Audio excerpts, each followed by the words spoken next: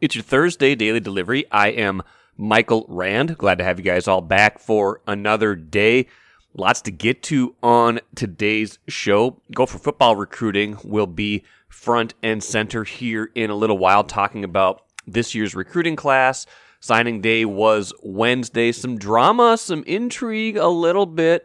Gophers coach PJ Fleck talking about Wisconsin trying to come in and swoop in and get a couple of guys late. It didn't seem like he liked that all that much.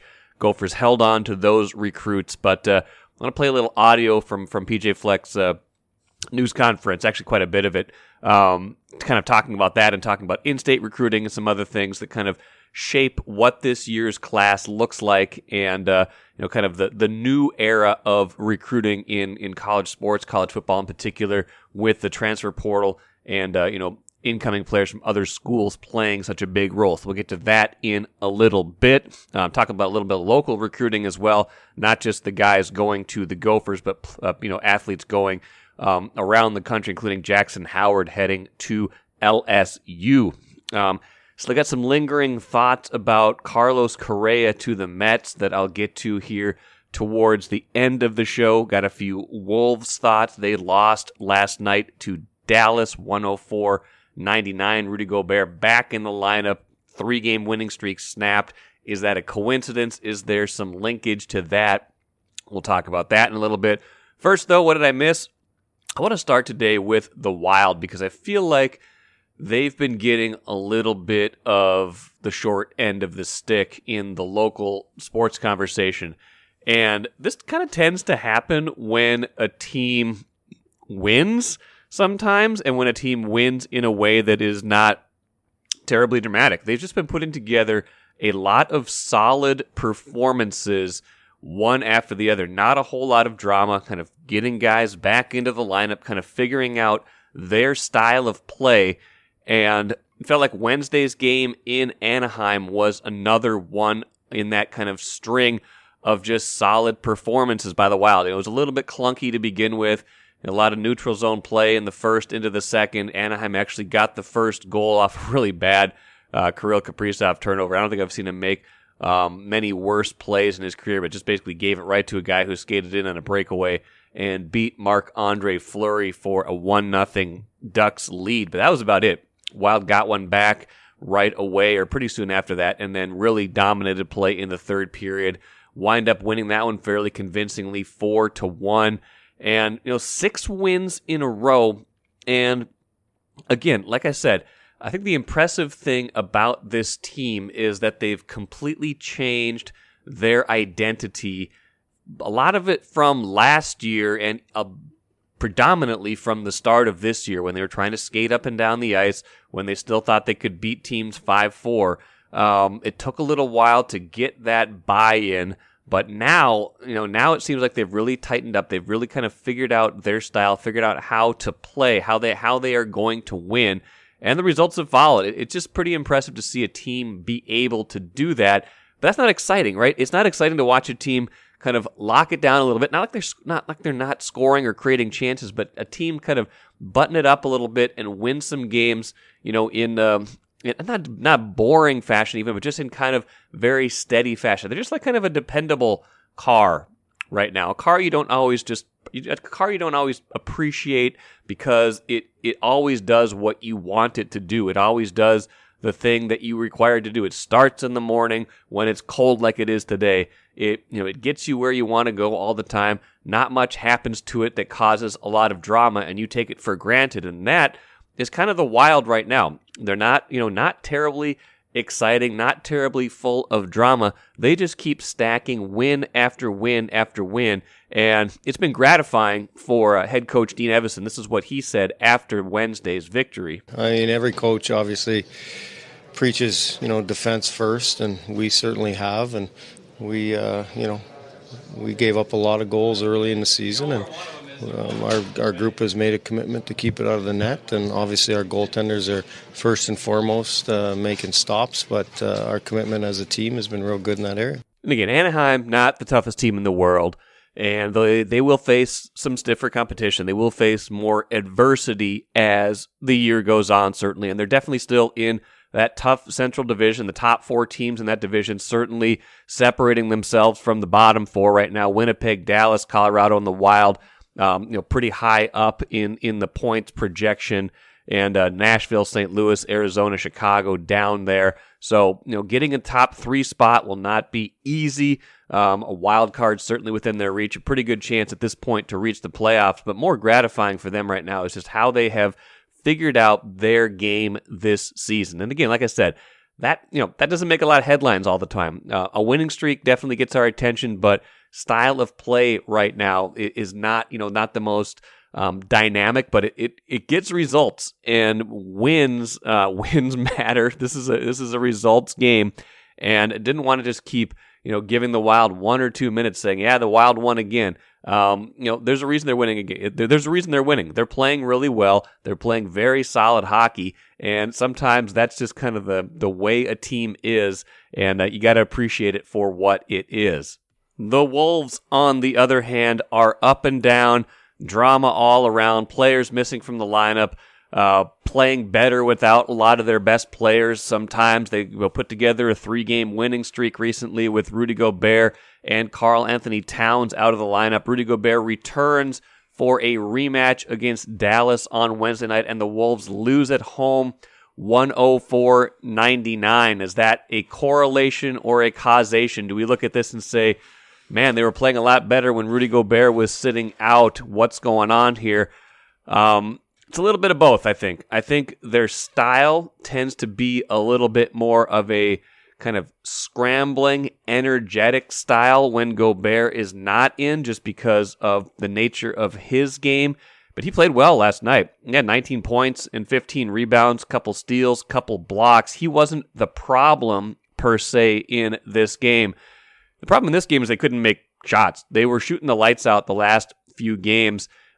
This game, they were 8 of 30 from three-point range, including 0 for 11 combined from D'Angelo Russell and Anthony Edwards. You're not going to win a lot of your games when your 2 starting guards don't make a three-point shot, or two of your 3 kind of wing players don't make a shot. So that's the piece of it there. But are they not making shots because the offense isn't flowing the same, because the energy is different? That's a more complicated question. That's a complicated question probably for another day. But Edwards still had a good game. He's still 11 for 21 from the field, so he was 11 of 17 from 2, had 4 rebounds, 5 assists. I mean, he was still getting in there for the things he needs to do. D'Angelo Russell still had 8 assists, 6 rebounds. It's not like they weren't doing anything.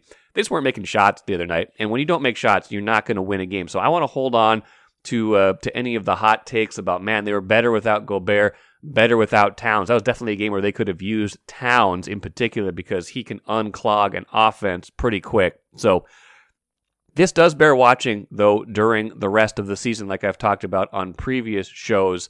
When a team seems to play better without some of its best players, you have to ask yourself, is there something functional about the system when those other players are in that is causing them to have a tough time establishing a flow? Or is it just that other players are compensating when those players are out because they have to do more? And, when there's a redistribution of the shots, when there's a redistribution of responsibilities, other players are just naturally going to step up. I don't know. That bears watching over the course of the rest of the season. I do know that when Gobert and Towns were out for those few games, it was some of the most fun and spirited basketball that I was seeing the Wolves play this entire season. And while I saw some of that same energy on defense in the rematch Wednesday against Dallas, I didn't see quite the same energy. So that bears watching. That's a complicated question, because this team cannot achieve what it wants to achieve without Karl-Anthony Towns and Rudy Gobert this season. Those guys are just taking up too much cap space. They're too big of a focal point of what they've been trying to do all year. They can't make a deep playoff run without those guys. That said, you look at how they're playing without those guys and you say, well, stylistically, maybe in the long run, those guys aren't a perfect match for Anthony Edwards, aren't a perfect match for the way Chris Finch likes to run an offensive system. So those questions are more long-term questions than short-term questions, but they're going to become short-term questions in not too long when everybody is at full strength, and that is the really interesting thing about the Wolves this season. Take a playcation to Mystic Lake. With 24/7 gaming, the good times never have to end. And you can satisfy your cravings at our restaurants and bars. Or relax in one of our luxurious hotel rooms. Those that play together, stay together. And don't forget to join Club M so you can spark new memories and bask in the rewards along the way. Follow the lights to Mystic Lake, where every day is play day. One more thing before we get to some Gopher football recruiting talk. I've been your bearer of bad news for the last 2-3 years or so, talking about streaming options and watching regional sports networks like Bally Sports North, previously Fox Sports North, access to the Twins, Wild Wolves, a lot of other teams in this market on those channels. Finally got some good news for you today after, like I said, many disappointing news with Hulu dropping it a long time ago, YouTube TV dropping those channels a while back, Sling dropping them. They have been re-added now to FuboTV. That's not one of the very biggest, but it is a significant player in the streaming market. FuboTV reaching an agreement to carry the Bally Sports North region, the Bally Sports regional channels. This is happening this week, as being reported. So that part of it is interesting. It sounds like it'll be part of their base package, $69.99 per month, plus an RSN fee, which we're not exactly sure what that's going to be, but it should be cheaper than DirecTV Stream, which is the only option right now. That price for DirecTV Stream going up to $99.99 in just a month or so. So it should be less expensive than that. So could be an option for you if you are looking for a streaming package that has the regional sports networks on it. Now, maybe this is less of an issue now that Bally has released the standalone app.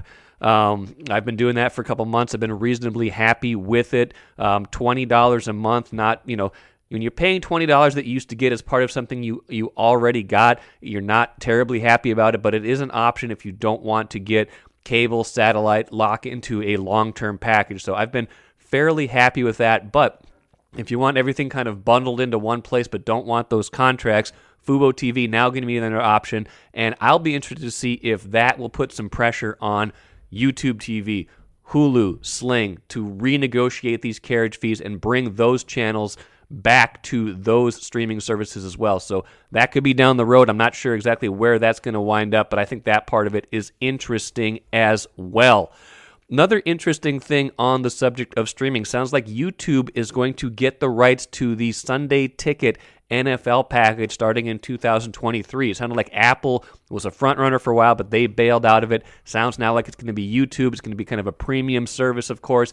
If you have YouTube TV or YouTube Premium channels, you can add that. Sounds like the price is going to be about the same as it has been in the past, but another example of how things are going differently now. It used to be part of DirecTV, which was, a little, not old school like cable or over-the-air TV, but, not a streaming service like YouTube TV is. So just kind of an interesting change in the landscape of where things are headed, and it sounds like that is going to be the deal for the Sunday Ticket going forward. So just some changing landscape. The bigger one to me for the local audience is the fact that now it sounds like FuboTV will be another option for you to get Bally Sports North regional streaming channels and at a price point that maybe is a little bit more palatable than some of these other services. Let's talk Gopher football recruiting right now.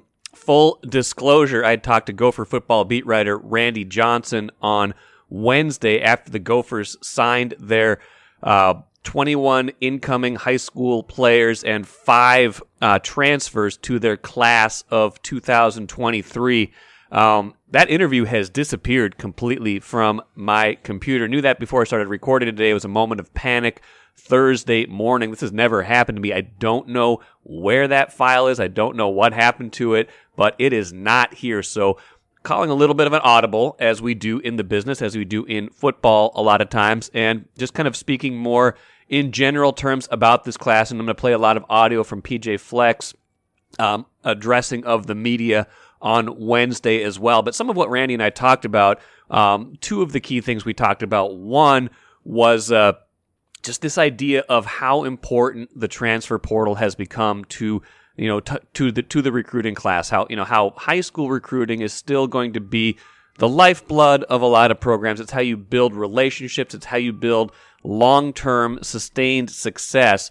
But in terms of immediate impact on a program and a way you have to recruit now, the transfer portal is becoming more and more important, and really did bolster the Gophers class. Right now, they're 41st overall, 9th in the Big Ten in the composite ratings, but in terms of transfer ratings, they're 15th nationally. Now, obviously, those are going to change as time goes on. More teams are going to add transfers as the off season continues. But right now, you can see the impact of the transfer portal for the Gophers. A lot of different players coming to them that way, including some talented wide receivers. They got a guy, Elijah Spencer, who caught 57 passes for almost 1,000 yards and 9 touchdowns for Charlotte last year, and Corey Crooms, who had 57 catches for 814 yards and 5 touchdowns for Western Michigan.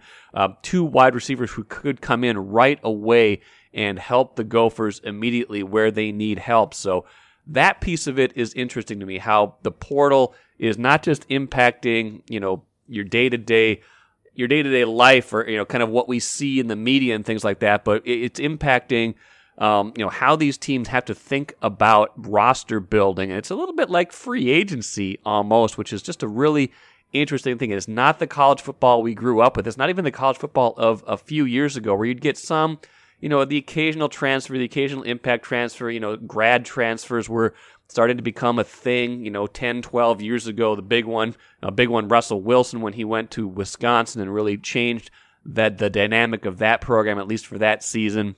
But now it is part of the pipeline of a team and what they have to look to do.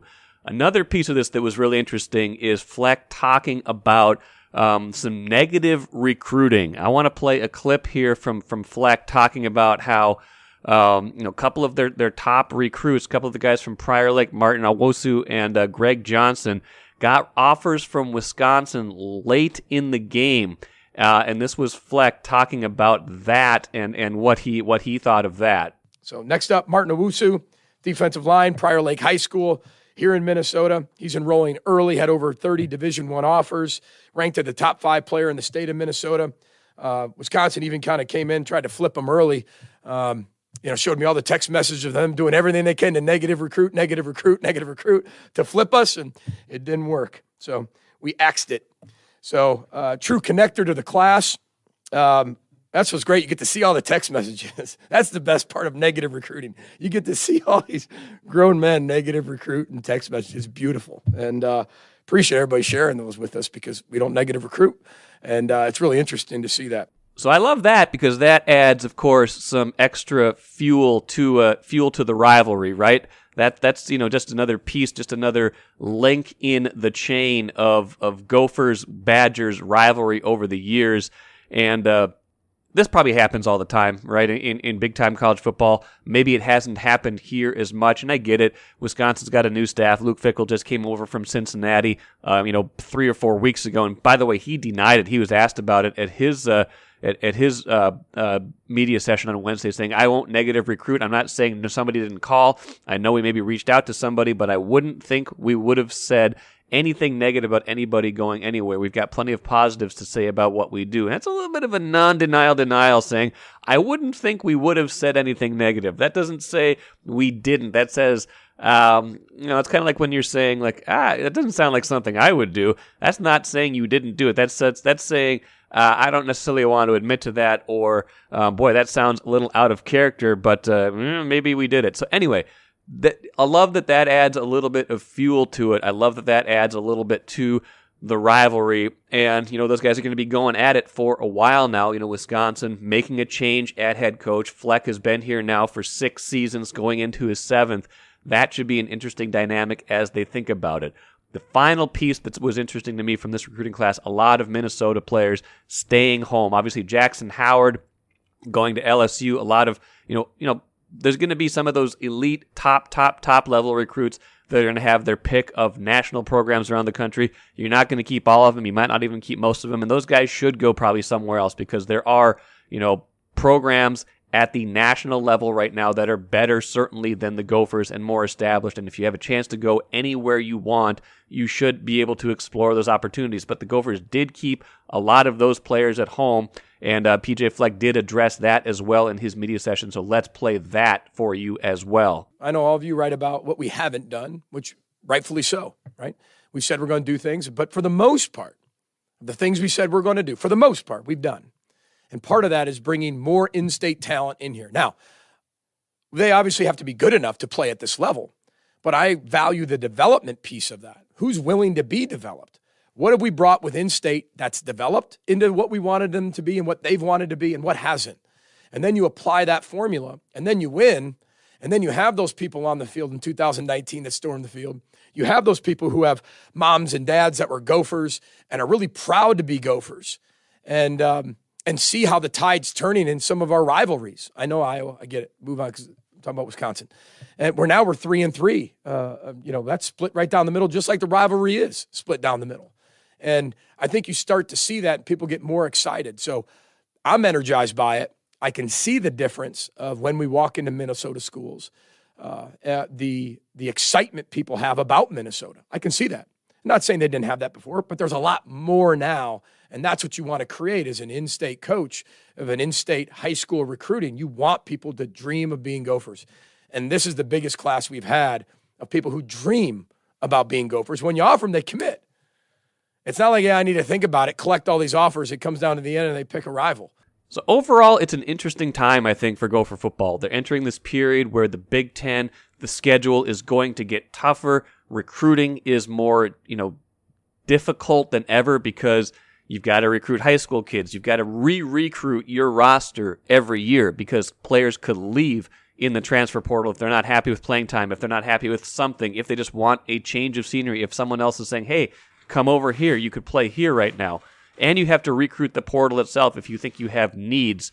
So there's so many layers to recruiting right now that you have to be cognizant of that it's just gotten so much more complicated and will only get more complicated for this program going forward. So if Fleck can keep this train moving, can win another bowl game, get to 9 wins this year, have that 3 of the last 4 full seasons get into that benchmark, that would be pretty impressive.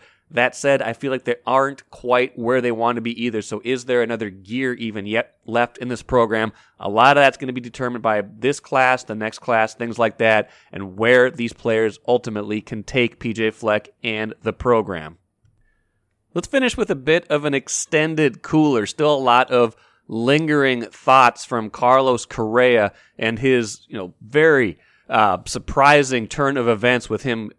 We thinking he's going to the Giants, 13 years, $350 million. And you look at that, you say, well, if the Twins' final offer was 10 years, $285, that's a pretty big gap. You can understand why he went to the Giants. You can understand, maybe the Twins weren't even really in the deep part of that conversation. But then when the medical information, when there's a conflict there, as has been reported and seemingly confirmed by both sides, the Giants and agent Scott Boras, when that deal falls apart and he ends up signing with the Mets, or at least agreeing to sign with the Mets for 12 years and $315, then you look at it and say, well, that's not that far off from what the Twins were offering. And in fact, if you add the 1 year, $35 million they already paid him, and again, you don't really do that in negotiations. This isn't prison. You don't get credit for time served, things like that. But it would be 11 for $320 if you added 35 to 10 for $285, and that is in fact more money and less years than the Mets were offering.